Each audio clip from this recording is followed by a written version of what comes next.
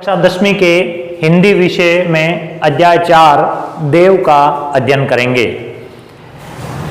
पद क्रमांक 3 में कवि देव लिखते हैं, जहरी जहरी जीनी बूंद है परती मानो, गहरी गहरी घटा गहरी है गगन में। आनी कयो शाम मोसो चलो जुलीबे को आजू, फूली ने समानी भई हो ऐसी हो मगन में।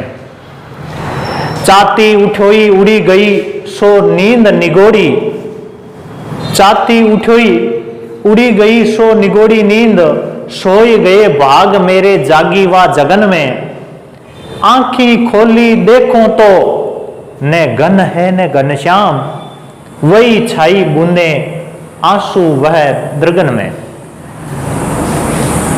उक्त पद की व्याख्या से पूर्व हम इसके शब्दार्थ ध्यान में करते हैं।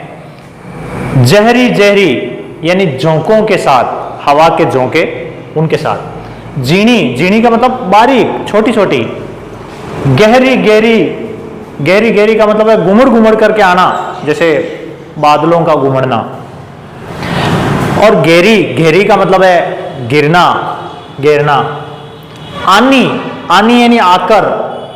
फूली ने समानी, यह एक मुहावरा है, फूले ने समाना अर्थात अत्यंत प्रसन्न होना।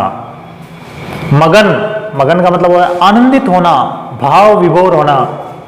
सोए गए भाग यानी भाग्य सो जाना, यानी कि अभाग्य होना, दुर्भाग्य आना। निगोड़ी, निगोड़ी एक विकलांग के लिए प्रयुक्त होने वाला शब्द है। निगोड़ी का मतलब होता है अंग रहित, और ब्रज प्रदेश में यह एक प्रकार का अपशब्द है, एक गाली है। तो ब्रज प्रदेश की एक गाली के रूप में काम में लिया जाने वाला शब्द है निगोड़ी। जगन, जगन का मतलब होता है जागना। घनश्याम, घनश्याम यानी श्री कृष्ण।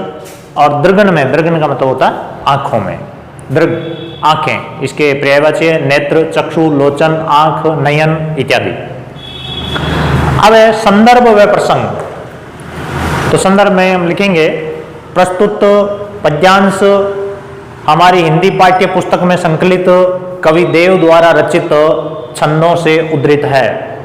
इसमें कवि देव ने एक नायिका द्वारा स्वप्न में श्री कृष्ण के मिलन का दृश्य देखने का वर्णन है, जो अपनी सखी से कहती है।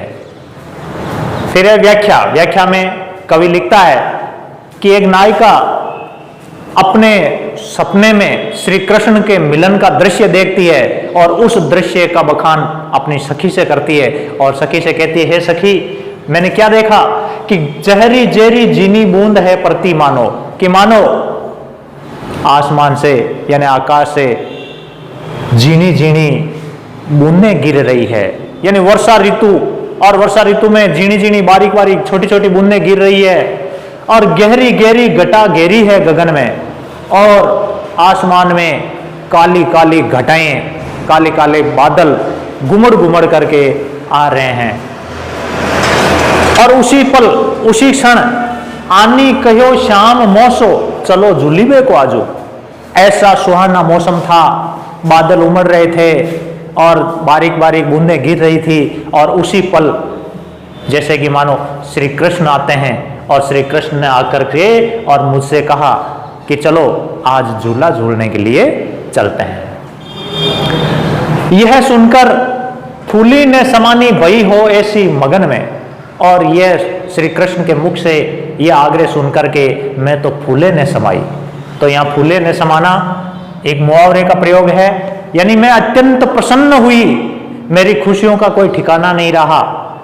और चाहती उठी उड़ी गई सो निगोड़ी नींद, मैं जैसे ही श्री कृष्ण के साथ चलने के लिए उद्यत होती हूं, जैसे ही मेरी नींद जागी और मैं रवाना हुई, वैसे ही मेरी नींद एकाएक खुली, और उस अभागी, उस निगोड़ी नींद को भी खुलना था। अर्थात मेरे जागते ही मेरे भाग्य सो गए, यानी मेरा यह दुर्भाग्य कि मैं श्री कृष्ण के संयोग का, सुख का स्वप्न देख रही थी, और मेरी आंखें खुलते ही, नींद जागते ही वह स्वप्न, वो सपना है, वो टूट करके चूर चूर हो गया। इसलिए मैं अपने आप को अभागी मानती हूं कि निगोड़ी नींद को अभी खुलना था और मेरा दुर्भाग्य यानी भाग्य सो गया और दुर्भाग्य आ गया। आंखें खोली देखो तो घन है न घनश्याम।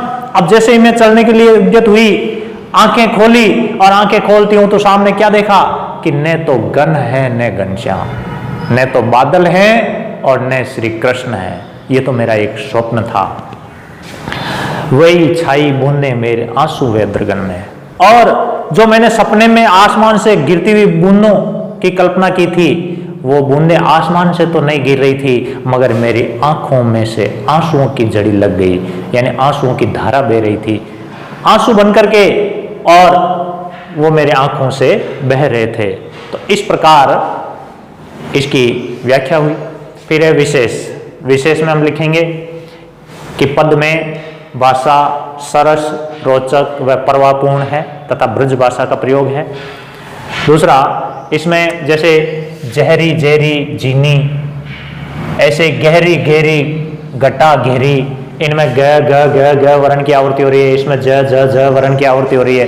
तो जब किसी वर्ण या शब्द की आवृत्ति होती है तो इसमें अनुप्रास तथा पुनरुक्ति प्रकाश दोनों अलंकारों का बोल बना है। इसी प्रकार भाषा मुहावरेदार है, जैसे फूले ने समाना, मगन होना इत्यादि, ये मुहावरों का प्रयोग किया गया है। एक और विशेष, सोई गए भाग मेरे जागी वा जगन में। उक्त पंक्ति का आशय स्पष्ट कीजिए, ऐसा आता है सवाल। तो सोई गए भाग मेरे, यानी जैसे ही मैं जागी और मेरे भाग्य सो गए। तो देखो, जागने पर भाग्य सोना, ये एक विरोध लग रहा है। तो इसमें वास्तव में विरोध दिखाई दे रहा है, लेकिन विरोध है नहीं। तो ऐसी स्थिति में विरोधाभास अलंकार होता है, इसमें विरोधाभास अलंकार का प्रयोग है। दूसरा, चाहती उठी उड़ी गई सो निगोड़ी नींद, यानी मेरी निगोड़ी नींद को भी जागना था। तो नींद या निद्रा, निद्रा को निगोड़ी बताया है। तो निद्रा कोई मानव नहीं है, लेकिन इस पर मानवीय गुणों का आरोप किया है, इस कारण से इसमें मानवीकरण अलंकार भी है। तो इस प्रकार इसमें मानवीकरण और इसमें विरोधाभास इत्यादि अलंकारों का भी प्रयोग किया है। अब आपको गृह कार्य करना है।